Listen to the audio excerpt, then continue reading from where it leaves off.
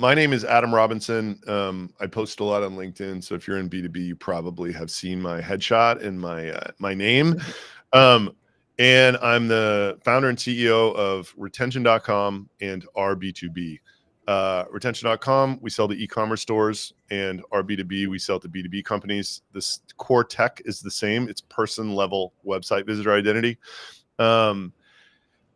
And retention.com's 22 million ARR bootstrapped, 4 years. RB2B, we launched it 16 weeks ago. We're at 1.25 million ARR bootstrapped again. And I'm doing a work in public and showing everyone literally everything that goes into doing that. Because 5 years ago, before I had done any of this, I would have done anything to see this content. Literally anything. Because no one else is making it. No one else has the time to sit down there and explain to you what it actually takes to start something from zero that actually gets to 1.3 million ARR in 16 weeks. On a tear. So yeah. Yeah, for sure. No, that's what's so super excited to have you on and take the time to come on our little 11-hour journey, take your 20 minutes. But you've gotten some incredible results. And I'm sure everyone can go check it out. But what do you think from our just quick analysis? What's the secret? What do you find is the important nugget that we can take away? Yeah. So saying this feels like a pretty kind of cop out thing to say, but I was on a podcast on Friday, and a guy was like, I want to ask you this question because somebody mentioned this in a comment, which I didn't even see. I try to answer all my comments on a post. They're like, Adam isn't doing anything new. His team just has incredible execution. And I think like any answer that I would give to that, and there's several, it just basically comes down to that. It's like the product was incredible. We did an unbelievable amount of discovery during this period in October of last year when we came up with it and when we dropped it. And we priced it in a way to where the offer was so good that you would be, it was like kind of this guy, Alex Hormozy, wrote this whole book called $100 Million Offers. It's like your offer should be so good that your target audience would feel stupid not doing it. Right. Correct. So like, tried to do that. The whole time our target market is on LinkedIn, and I've just been like dedicating my life to getting better at that craft. And it really is a craft. It's not just like you wake up one day and you can start writing posts like Santosh and I write. It's like, it took me 12 months to figure out what this machine wants from me. And it wants something different from everybody, right? Like, what do I mean? It's like the reason that my content now resonates with my audience is very specific to the perspective and experience that I have as it relates to this audience. And that just takes a while to crack. It's very similar to starting a startup. It takes you a while to get product market fit. It takes a while to get content market fit. So, but what I would say is like, I do think that all super powerful growth stories in startups are a combination of an absolutely killer product and an unbelievable distribution effort, even if that distribution effort doesn't look like one, right? Like even if a bunch of nerd engineers have engineered the marketing and distribution into the product and they refuse to acknowledge that it's marketing, it is marketing. Right. So it's just these two, it's as simple as that. It's like the marketing is great and the product is great. I wish it were that easy. It's like simple, but impossible, right? Like easy to say, very difficult to do. Coming together of those two definitely make sense. I feel like there are times where people, and you've done it, obviously you're doing it. I think there are founders out there who struggle. Like, I have a great product. I feel like I feel like it's solving a significant problem, but they can't get that market fit. So what is it that they need to kind of change in that? Is it a feedback loop? Is it talking to people more? Is there something that, would help that process? And maybe it's a different idea, right? Who knows? So I just a bit about my journey. I started my first startup in 2014. I got it pretty quickly to 3 million ARR, and then it got stuck for 4 years at 3 million ARR. And it wasn't a death scenario because we only had 6 people and it was churning out $1.50 every year for the 3 founders, but it wasn't good because it was shrinking at 0.1% per month. Like you're basically walking a really long plank, right? Like, and that's not a great, that's not a great, that's the wrong, you know what I mean? Like that's just not a good position for a human being to exist in. And I know because I lived it, there's a bunch of psychology that goes into this entrepreneurship thing that I think, I mean, it was doing it for me. It prohibits you from acknowledging that your product just isn't good enough. Why? Because that means you're not good enough. You're spending your entire life doing something. And then I remember just like meeting with this, with this German guy that I knew who's like a serial entrepreneur and super gifted. And I'm explaining to him this plight that I was in. In fact, I just couldn't get this business going. And he's like, oh, the product isn't good enough. Right. Like just very matter of factly. He's like I just was reminded of like reading Arnold Schwarzenegger's book when he's like in a gym and he's just telling a bodybuilder, it's like, oh, you're fat. Like it's obvious. Like the reason you're not defined is because you're fat. And it's just like hearing you're fat is like impossible for us to internalize as an entrepreneur. But and I had the rebel. It's like, oh, well, our G2 ratings are like, which by the way, like I like ARB'd, like I had figured out how to game that system in a way that no one else could. So we were getting like, voted #1 in customer experience in the space or whatever. But it's like at the end of the day, our product was not good enough. It was not, in my definition of good enough is it growing on its own in the wild with you doing nothing, right? If you don't do a single thing, if you shut off all of your marketing channels, is it bigger tomorrow than it is today? Or does it shrink, right? If you have it's bigger tomorrow than it is today, then you are either very close or you have product market fit, and then everything that you do will work. It's just a matter of selecting what the lowest hanging fruit is. If you do not have that, and I know because I lived it for 4 years, it's like nothing you will do will work, right? So like I would run into in another reason, and a reason I get energy for creating this content is because the ferocity with which I would devour anything from anybody ahead of me on this journey about anything that they were trying. Like, well, there was just no content, right? There's just nobody explaining how they were doing stuff.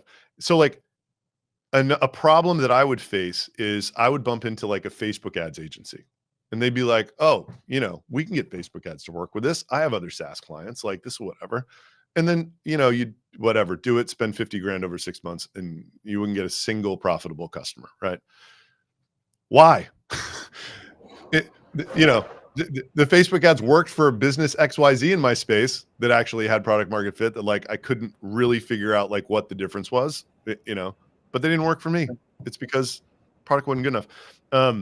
And now I know that this content is not about like, it's inspirational, but it's not prescriptive, right? Like no one's going to be able to do what I do with our B2B and make it work. Like if our competitors tried, they couldn't do it just because it's what I'm doing. And like, it's what the world wants from me, right? It's my art. Whereas like competitor XYZ, if they try to copy it, they'll get a couple percent of the market, but like, it's just not what the world wants. So yeah, it's a brutal answer, but like, I think people are delusional about the very idea that their products are good enough because it's like self-protection. Like you have to as an entrepreneur. How do you get up in the morning, accepting the fact that it's just not good enough, right? Like I don't know what else to say. I've had to deliver that. I've had to deliver that to a few founders before myself as a marketing guy, right? I'm sitting here going, we can do all the marketing in the world, but honestly, guys, we need to fix these product things, right? And they don't want to hear that, right? Sometimes it's like, it's hard. Well, yeah, it's like, I think the dream for someone like you is you get a good enough brand as someone who provides marketing services that you're only dealing with people like me. Somebody shows up, they're like, my business grew 122% last month. It's like, I can make that work. You know what I mean? It's like, I will be able to make that go way faster, right? But if you're looking at someone at the same stage that's like, oh, you know, I grew my 1 million ARR SaaS 3% last month. It's like, there's not going to be. I've gone backwards. I've lost 4 customers and I need marketing help. Yeah, it's like there's not going to be an ad or post in the world that will fix that, right? Like, so yeah, it's sad and hopeful at the same time. It's like really deflating if that's the stage that you're at. But like, I just think my journey is such a great testament. Like, I thought during that journey that I could only grow 3 million ARR SaaS companies. And I was trying to start other 3 million ARR SaaS companies. Right. And like,